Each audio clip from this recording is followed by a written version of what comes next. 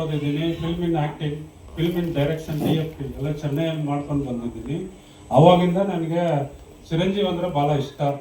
ಅವ್ರ fight dance ನೋಡಿಕೊಂಡು ಈ ಥರ ಸಿನಿಮಾಗೆ ನಾನು ಆ್ಯಕ್ಟಿಂಗ್ ಬಂದಿದ್ದು. ಇಲ್ಲಿ ಬಂದ ಮೇಲೆ ಬೆಂಗಳೂರಲ್ಲೇ ಓದು LLB ಮಾಡಿದ್ದೀನಿ, ವಿಪುರಂ ಕಾಲೇಜು, ಶೇಷಾದ್ರಿಪುರಂ ಕಾಲೇಜಲ್ಲಿ D.Pharm ಮಾಡಿದ್ದೀನಿ.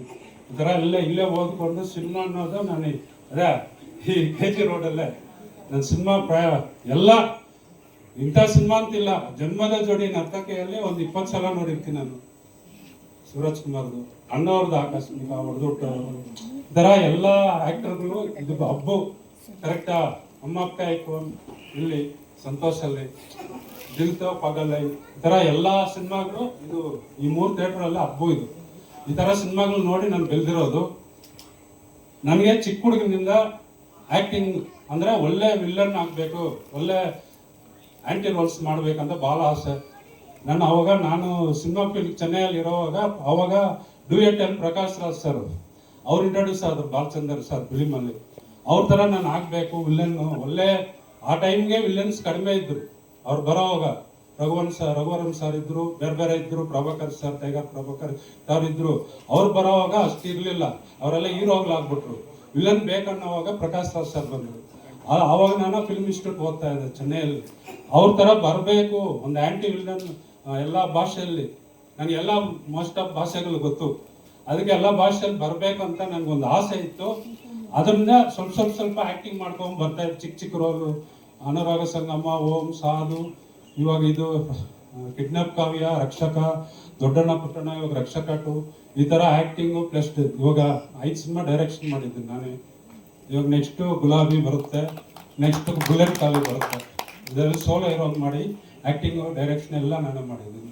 ಈ ಥರ ಅನುಭವ ಯಾಕಂದರೆ ನಾನು ಚಿಕ್ಕ ಸ್ಟೆಪ್ ಆಗಿ ಬಂದು ನನ್ನ ಫೀಲ್ಡ್ ಕ್ಯಾರಿಯರ್ ಇಂಪ್ರೂವ್ ಮಾಡ್ಕೊಂಡು ಬಂದಿದ್ದೆ. ಇವಾಗ ಅದು ಸ್ವಲ್ಪ ಜಾಸ್ತಿ ಎಸ್ಟಾಬ್ಲಿಷ್ ಆಗ್ತಾ ಇದೆ.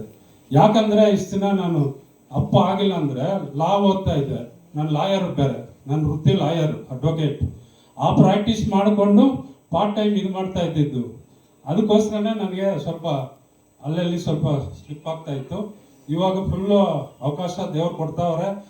ಜನ ಬಂದು ನನ್ನ ಸಿನಿಮಾಗಳನ್ನ ರೀಚ್ ಮಾಡ್ತಾವ್ರೆ, ಭಾಳ ಸಂತೋಷ. ಯಾಕೆ ಈ ಥರ ನಾನು ಬಂದು ಕಂಟಿನ್ಯೂ 1 ವರ್ಷದಲ್ಲಿ 4 ಸಿನಿಮಾ ಮಾಡಿದ್ನಿ ಅಂದರೆ ಇದು ನಂದು ಇಲ್ಲಮ್ಮ, ನಂದು ಎಫರ್ಟ್ ಇದೆ. ಆದರೆ ನೋಡಿ ನಮ್ಮ ಫ್ರೆಂಡ್ಸ್ ಇದ್ದಾರೆ ಅಲ್ಲಿ ನೋಡಿ, ಇವರು ಜನ ನನಗೆ ಅಷ್ಟು ಸಪೋರ್ಟ್ ಕೊಟ್ಟರು.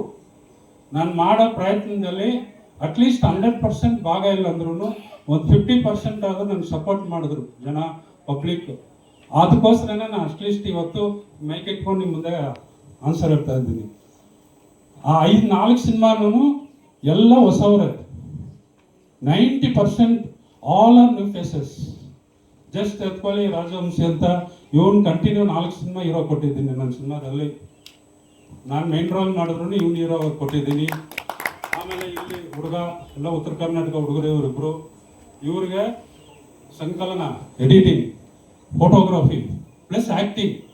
ಇವನು ಆ್ಯಕ್ಟಿಂಗ್ ಮಾಡಬೇಕಂತ ಬೆಂಗಳೂರು ಬಂದಿರೋರು ಇವರು. ಎಷ್ಟೆಷ್ಟು ಕಷ್ಟ ಬಿದ್ದು ಬಸ್ ಸ್ಟ್ಯಾಂಡ್ಗಳೆಲ್ಲ ಮಾಡ್ಕೊಂಡು ಅವ್ರು ಕರೆದು ಕೊಟ್ಟಿದಂದ್ರೆ, ನಾನು ಕಷ್ಟ ಬಿದ್ದೆ ಚಿಕ್ಕ ಹುಡುಗನಿಂದ. ಒಂದೊಂದು ಕಂಪ್ನಿ ಹೋಗಿ ಚಾನ್ಸ್ ಕೇಳ್ತಾ ಇದ್ದೆ. ನಿಮ್ಗೆ ಗೊತ್ತಾಗಲ್ಲ, ನಾನು ಈ ಸ್ಟೇಜ್ ಬಂದಿದ್ದ ಕಾರಣ ಒಂದೊಂದು